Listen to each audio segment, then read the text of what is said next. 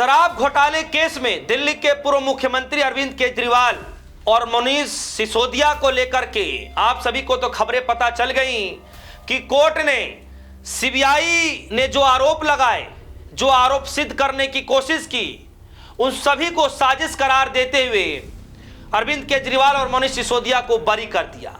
Court ने साफ तौर पर कहा कि कोई भी पुख्ता सबूत, ठोस सबूत नहीं है, यह सब कुछ जो एक साजिश के तहत कहा गया और गढ़ा गया, कोई भी सबूत नहीं है, और फिर बरी कर दिया गया। दोस्तों, ये अब तक सभी को खबरें पता चल गई होंगी किस तरीके से केजरीवाल साहब आते हैं, फूट फूट कर रोने लगते हैं कि भाई किस तरीके से हमारी छवि को खराब करने की कोशिश की गई। यही गोदी मीडिया दिन भर छाती पीट पीट करके चलाता रहा, हर दिन जो है प्रेस कॉन्फ्रेंस किया जाता रहा, हर दिन मीडिया को नई टैगलाइन और हेडलाइन चलाने का मौका मिलता रहा। लेकिन आज एक और बड़ी खबर आ रही है कि झूठे आरोप लगाओ, सरकार को गिरा दो और चुनाव जीत लो।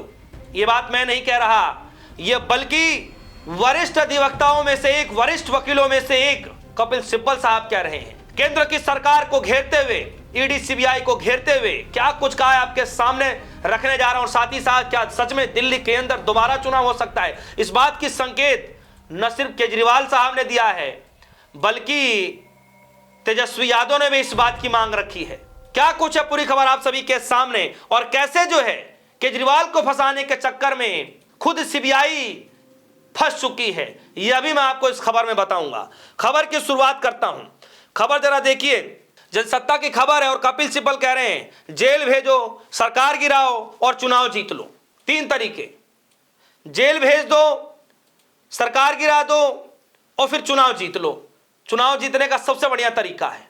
कह रहे हैं कि कपिल सिब्बल कह रहे हैं कि सीबीआई और ईडी सरकार का हथियार बन चुका है, जब चाहे जैसे मर्जी चाहे सरकार चला देती है और वो उसको करना ही पड़ता है।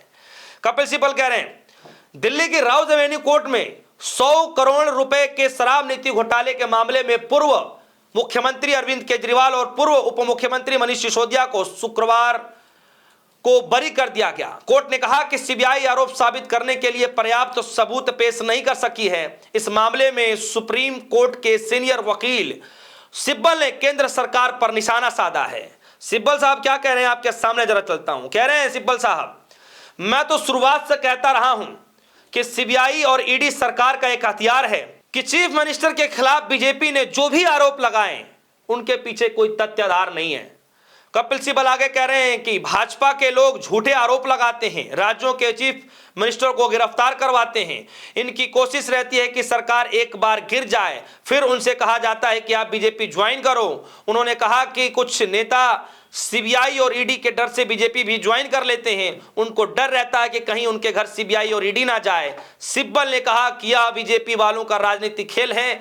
उन्होंने कानून को एक हथियार बनाकर लोगों को जिंदगी और करियर बर्बाद कर दिया है। यह बात कपिल सिब्बल कह रहे हैं।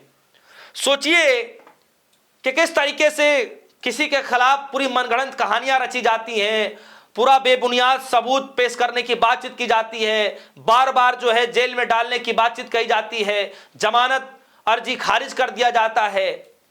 लेकिन अंततः 6-6 महीने जेल काटने के बाद, राजनीतिक करियर पर दाग लगने के बाद, चुनाव हारने के बाद, सत्ता से बाहर जाने के बाद यह खबर आती है कि भैया ऐसा तो कोई मसला ही नहीं था, कोई भी ठोस सबूत पेश नहीं हो पाया और गोदी मीडिया के मुंह पर ताला लग चुका है। सोचिए, ताला लग चुका है। एक गोदी मीडिया का चैनल ये इतना नहीं चला सकता कि भैया हम माफी मांग रहे हैं क्योंकि केजरीवाल साहब के खिलाफ हमने ऐसी ऐसी खबरें चलाई हैं तो हम माफी मांगते। कोई गोदी मीडिया ये नहीं कहेगा।